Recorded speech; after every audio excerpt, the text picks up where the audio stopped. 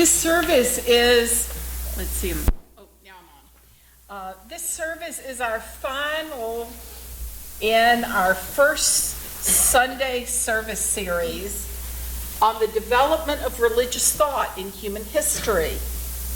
Was January in 2000, no, it was June, I don't know. Count back, I've lost track of my life. So after 18 months of exploration together, I think I'm going to miss these services. I've heard from a number of people that they'd like for us to cover additional religions, having just been to the Parliament of the World's Religions, where there were 50 religions represented. 18 is sort of a drop in the bucket. And that's certainly possible for us to do that. In fact, I think our teens have decided that they want to explore some additional faiths to study in their teen class. We began this series looking at the earliest known religious expressions, which were earth-centered, often focused on the goddess or Mother Earth as the bringer of life. And now we find 18 months later that we've come full circle. We began with honoring the sacred feminine as Mother Earth. We've looked briefly at many expressions of the human spirit, and we return again to the sacred feminine as an essential aspect of the human search to find meaning and balance in their lives. In fact, we find the sacred feminine expressed in diverse manifestations in most of the world's religions. Due in part to the women's movement, women in many cultures have gained freedom from old stereotypes, so that many women are now free to explore their whole beings. And this has been incredibly freeing for women. However, when we look deeply into the sacred feminine, we come to understand that it must be balanced with the masculine. Spiritually, this is an important time in human history when men and women are encouraged to explore how to balance within themselves the feminine and masculine aspects of their being. This opening to the wholeness of the human spirit comes at a time in history when humanity has more access to early sacred texts, particularly in Western Christianity, which, as we know, has shaped most or much of this culture. So in recent decades, the Nag Hammadi texts, the discoveries of the Dead Sea Scrolls at Qumran, and the exploration of Jesus' teachings from his native language, Aramaic, have given us new insights into the sacred feminine and also how it was suppressed for many centuries, if not millennia, due to mistranslations. We can now read many of the Gnostic Gospels, such as the Gospel of Thomas and the Gospel of Mary Magdalene, which were excluded from the Christian canon. Of course, if we want to take the time to look closely at the Hebrew texts, the sacred feminine is there from the beginning. In the first story of creation, you know there are two stories of creation. In the first story of creation, in Genesis 1:27, it says, "So God created humanity in his own image," little translation issue there. "In the image of God, he created them, male and female, he created them." God's image, then, is as much female as it is male. In these early writings, the sacred feminine had to be deliberately ignored in order to be left out. Also in Genesis, we find that Chokmah, also known as Holy Wisdom or Sophia, was there at the very beginning of creation. In Genesis, it talks about the chaos at the beginning of creation, and it was Chokmah, Holy Wisdom, who helped bring creation into existence. Within the Western Church, we find sadly, a focused exclusion on the sacred feminine. For instance, Mary Magdalene, who we found in the Gnostic Gospels to be the apostle to the apostles. So after Jesus left, she was the teacher of the apostles. She also was the one to whom Jesus gave special teachings.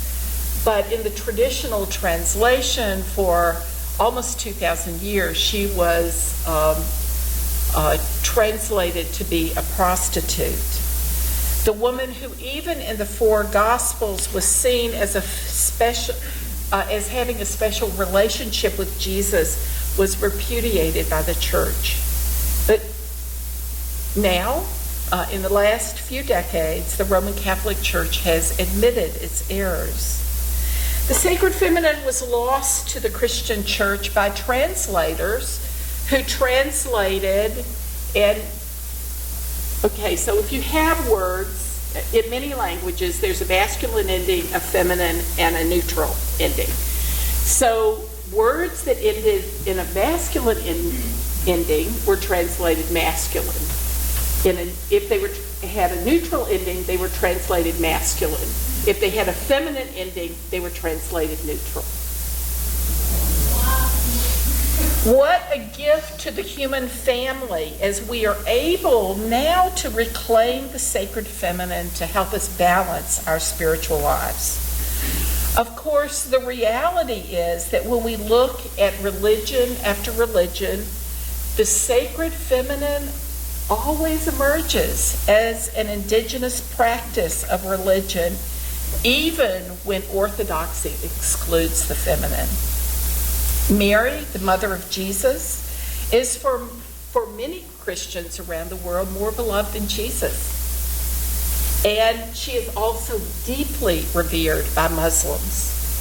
Mary, the mother, symbol of the sacred feminine in many cultures. Even the Beatles knew the source of faith.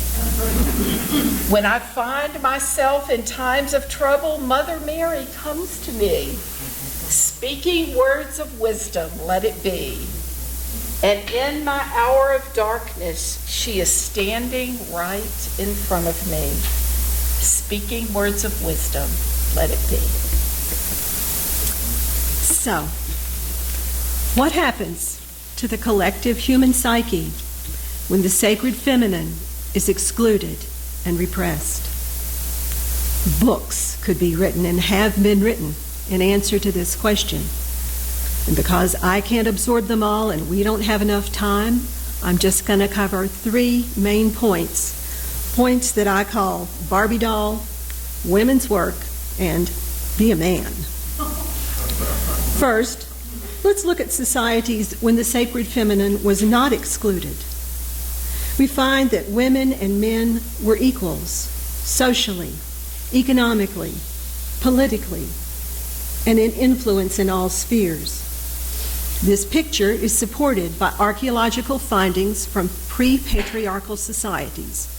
It is also consistent with archaeological theory that holds that the myths and religions of a culture reflect the social power arrangements of that culture. So, when the sacred feminine was present in the religion, there was balance. But, as women became less socially powerful, and as patriarchy began to hold sway, the presence of the goddess, the sacred feminine, was diminished almost to the point of disappearing. It then followed that as the myth, the religion changed, it began to reinforce the social arrangement of repression of women as part of the divine plan, as God's will. What followed was a gross imbalance of society. Seen in its extremes, this imbalance means that women are not seen as fully human. At best, they are less than in every way. Women were regarded as property, as sexual objects, Barbie doll. Women were seen as a source of evil, to be controlled utterly.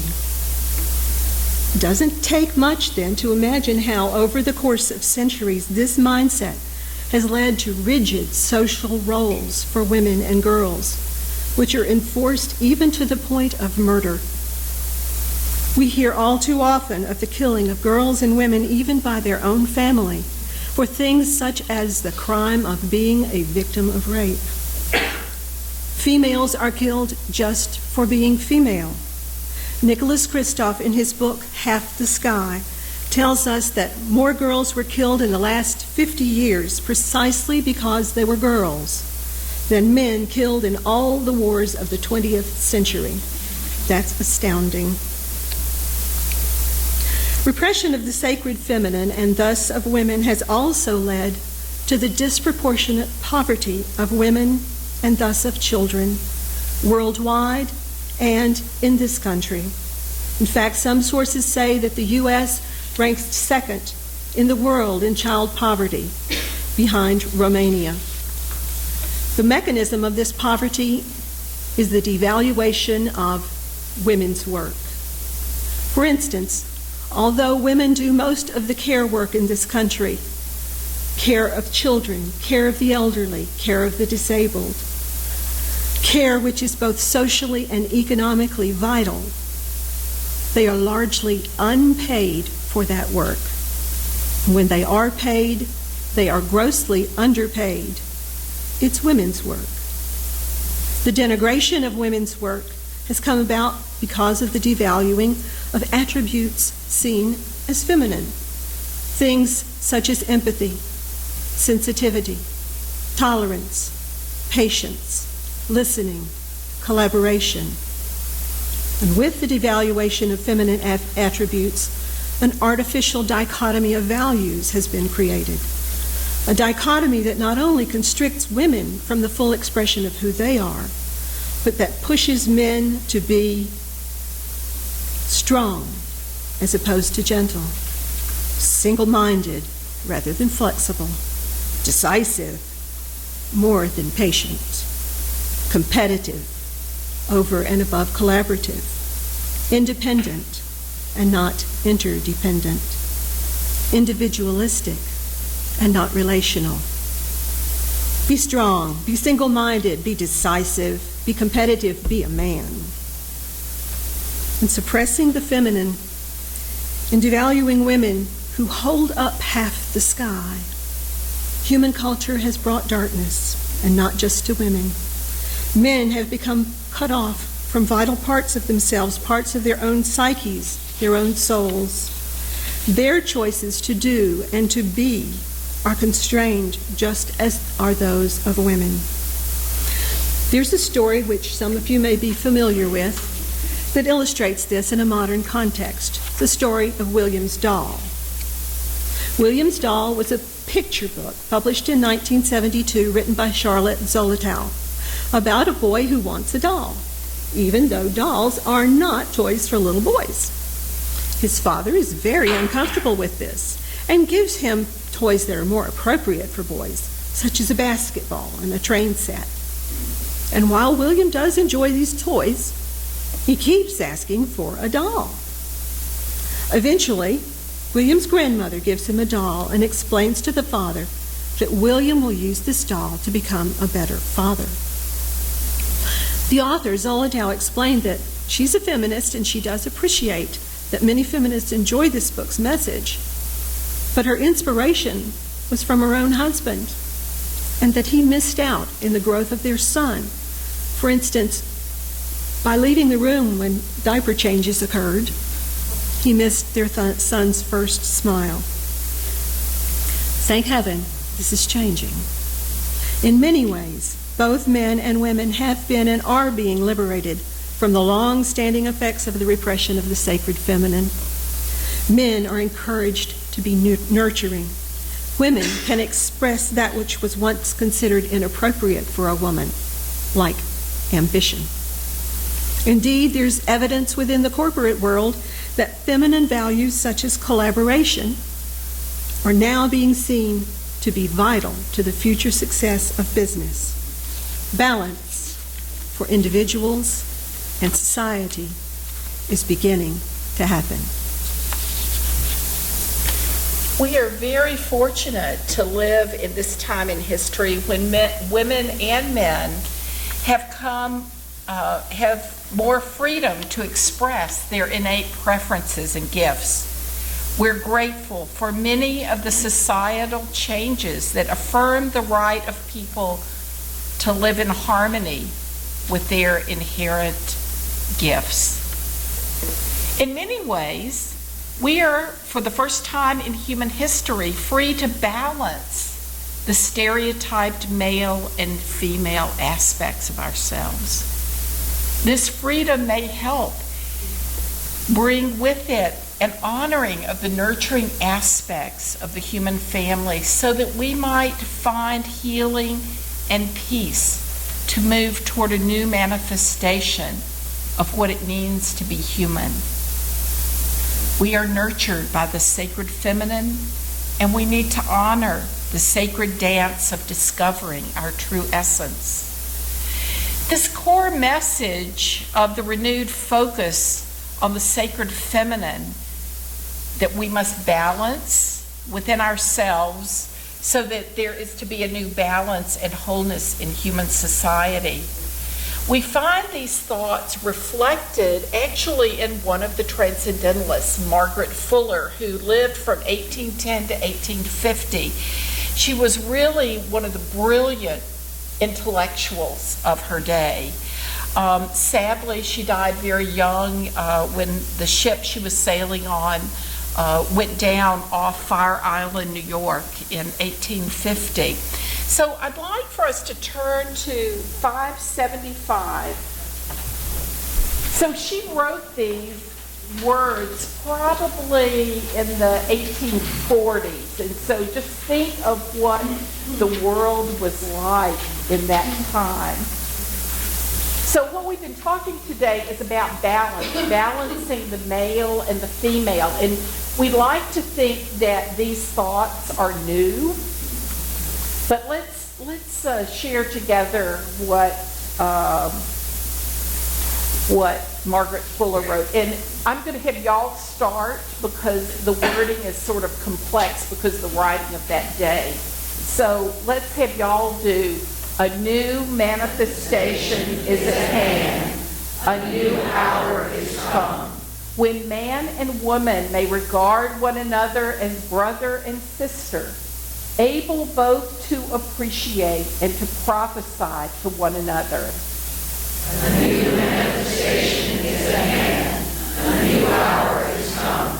What woman needs is not as woman to act or rule, but as a nature to grow, as an intelligence to discern, as a soul to live freely and unimpeded, to unfold such powers as were given to her. A new manifestation is at hand. A new hour is come. Man does not have his fair share either. His energies are repressed and distorted by the interposition of artificial obstacles. A new manifestation is at hand. A new hour is come. We would have every arbitrary barrier thrown down. We would have every path laid open to woman as freely as man. The word is done. We believe in divine energy prevailing nature to a degree unknown in the history of former ages. A new manifestation is at hand. A new hour is come. We are all men and women discovering aspects of the sacred feminine, all searching to find balance in our own lives. And as we weave together all the aspects of our lives, then we engage in a sacred dance of being. And it is in that spirit that I invite us to rise in body or spirit to share hymn number 212. We are dancing Sarah's Circle.